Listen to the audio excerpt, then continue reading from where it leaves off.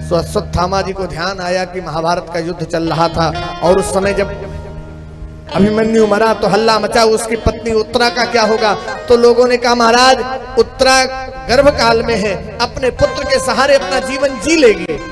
जैसे कहा गर्भ काल में है, पुत्र के सहारे अपना जीवन जी लेगी, उसी पल पुनः अग्नि रूपी बाण का स्तवन किया और जैसे बाण छोड़ा, मानो ये बाण जला करके उत्तरा के गर्भ को नष्ट कर देना चाहता था। उत्तरा ने अग्नि रूपी बाण को आते देखा, सो भगी द्वारिकाधीश के पास। हे कृष्ण द्वारिकावासिन देव देव जगतपते, नान्यम तद भयम पश्यु यत्य मृत्यु परस्परम। हे कृष्ण, हे द्वारिकाधीश, मेरी रक्षा करो, पाहि माम पाहि माम पाहि माम। जैसे पाहि माम पाहि माम पाहि माम कहा, जानते हो उसी पल पूज्य गुरुदेव भगवान कहते हैं, भगवान कृष्ण ने कहा बेटी क्या बात है प्रभु, ये बाण मुझे जला करके नष्ट कर देना चाहता, मुझे नष्ट कर दे कोई बात नहीं, लेकिन ये मेरे गर्भ में जो बालक है वह न नष्ट हो जाए। सो कहा एक काम कर, अपने गर्भ में वात्सल भाव को लेकर के आ।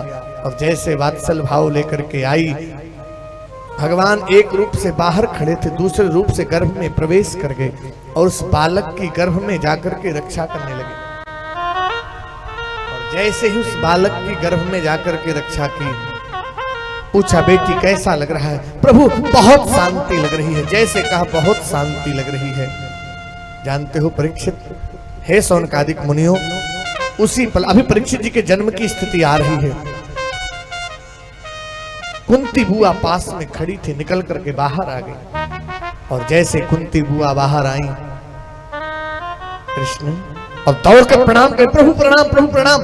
अरे नहीं नहीं बुआ, मैं आपका भतीजा हूं, आपके भाई का बेटा। नहीं प्रभु, मैं आपको पहचान गई, आप मेरे भगवान हो। हमें याद है जब जब हमारे यहां संकट जन्म लिया तो उन संकटों में आप हमारे निकट रहे हो, आप भगवान हो। अरे नहीं बुआ, मैं आपके भाई वसुदेव का बेटा हूं। नहीं नहीं, मैं जानती हूं, मेरे पुत्र जब वनवास में गए थे उस समय अज्ञातवास के समय में जाकर के तुमने, दुर्वासा जी पहुंच गए थे, द्रौपदी ने भोजन कर लिया था, उस पल आप भागे भागे द्रौपदी की पुकार पहुंचे, द्रौपदी मुझे बड़ी जोरों की भूख लगी, कुछ खिलाओ। उस समय द्रौपदी ने कहा क्या खिलाऊं, मेरे पास तो कुछ है ही नहीं। उन ब्राह्मणों से तो अपने रक्षार्थी मैंने आपकी प्रार्थना की, बोले क्या स्थिति बनी थी। घटना ये आती है, दुर्वासा जी चलते चलते दुर्योधन के यहां आए। दुर्योधन ने दुर्वासा जी का खूब स्वागत किया। दुर्वासा जी प्रसन्न हुए, दुर्योधन क्या दूं तुम्हें, जो मांगो सो दे दूं। तो कहा सुनिए, मेरे भाई ज्येष्ठ भ्राता अनुज भ्राता वनवास में है, मेरी इच्छा है कि आप उनके यहां भी भोजन पे पधारें।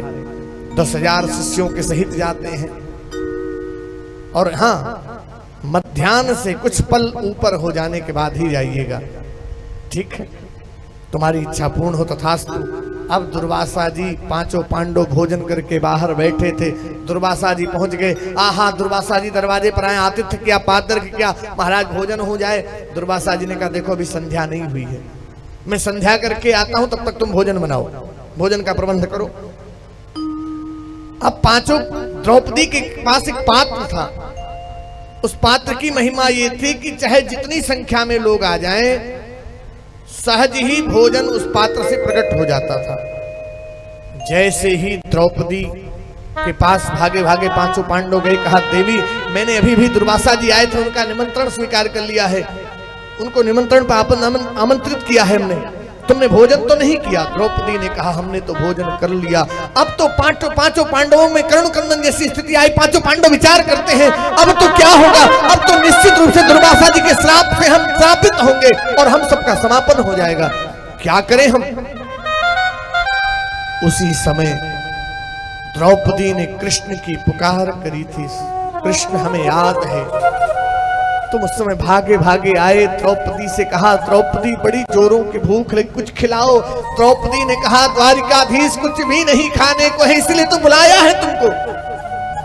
पात्र तो ले आ, उसमें कुछ तो होगा, धोकर अभी रखा है द्वारिकाधीश, अरे लेकर तो आ। और जैसे पात्र मंगाया, पता नहीं साग का पत्ता स्वयं लाए थे, उसमें लगा था, धीरे से साग का पत्ता उठाया और जीभ पर रख ली, और जैसे जीभ पर रखा संसार की क्षुधा मिट गई थी। दुर्वासा जी को कहा बुला लाओ।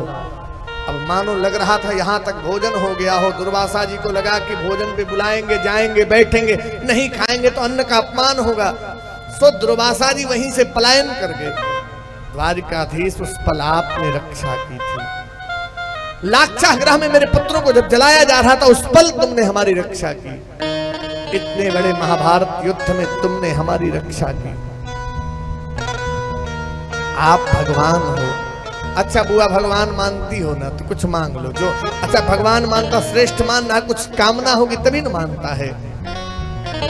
क्या कामना है बुआ आपकी? कन्हैया हमें दुख दे दो। दुख? अरे बुआ आपके जीवन में तो पूरे जीवन पर्यंत दुख रहा। बेटी जन्मे कहीं और, पले पोसे कहीं और, इससे बड़ा संसार में दुख नहीं है। विवाह भी ऐसे पति के संग हुआ जिसको पांडु रोग है, पुत्र की कामना से निकट जाए तो उसकी मृत्यु हो जाए। ये तो तुमने देवताओं का आवाहन किया, क्रमवत 5 पुत्रों की प्राप्ति की, और आज इतने बड़े महाभारत युद्ध के बाद सुख आया तो कहते दुख दे दूं। तो बुआ ने कहा उसी पल, विपदो नैव विपदः संपदो नैव संपदः, विपद नारायण विस्मृतिः संपन्न नारायण स्मृति। विपत्ति क्या है? बोले नारायण की विस्मृति ही विपत्ति है, नारायण की स्मृति ही संपत्ति है। तो महाराज हमें दुख दे दो। सुख के माथे सिल पड़े जो हर हृदय से जाए, बलिहारी वा दुख की जो पल पल नाम जपाए। उस दुख की बलिहारी जो आपका पल पल स्मरण कराए। हमें स्मरण है जब हमारे जीवन में दुख आया तो आप निकट रहे हो। अच्छा भगवान कृष्ण खड़े थे और भी 5 पांडव भी खड़े थे, सब कह रहे हैं आप भगवान हो, भगवान हो। सही कह रही मैया, माँ सही कह रही आप भगवान हो। अच्छा हमें भगवान मानते हो ना? हाँ तो मांगो जो मांगना हो। तो युधिष्ठिर भैया ने कहा कि प्रभु आप इतनी करुणा करो, मैं जीवन के अंतिम क्षण तक सत्य बोलूं। तथास्तु। अर्जुन प्रभु जैसे गुरु और शिष्य का भाव हमारे आपके मध्य में जीवन के अंतिम क्षण तक रहे और कुछ नहीं। भीम प्रभु लोग मुझे भोजन भट्ट कहते हैं, भगवत भक्त भी कहने लग जाएं और कुछ नहीं। द्रौपदी प्रभु जैसे सखा और सखी का भाव है, जीवन के अंतिम क्षण तक सखा और सखी का भाव रहे और कुछ नहीं। लेकिन वहीं अंत में भगवान कृष्ण की जो सगी बहन है ना, बड़ी चालाक है। अच्छा कृष्ण चालाक है, द्वारिकाधीश चालाक है, तो बहन क्यों ना हो? भैया मैं जो मांगूंगी दोगे ना? हाँ हाँ क्यों नहीं, जो तू भी मांग। भैया मेरे पास एक पंछी है और आपके पास एक पिजड़ा है, मैं चाहती हूँ मेरी वो पंछी जाकर उस पिजड़े में बैठे, और जैसे पिजड़े में पंछी जाकर बैठे बाहर से पिजड़ा बंद हो जाए और फिर खुले ही ना। कृष्ण स्वदीय पद पंकज पंचरांते। और वो पिजड़ा क्या है? बोले आपका पद पंकज, आपका चरण ही वो पिजड़ा है, और मेरा मन मेरा पंछी है।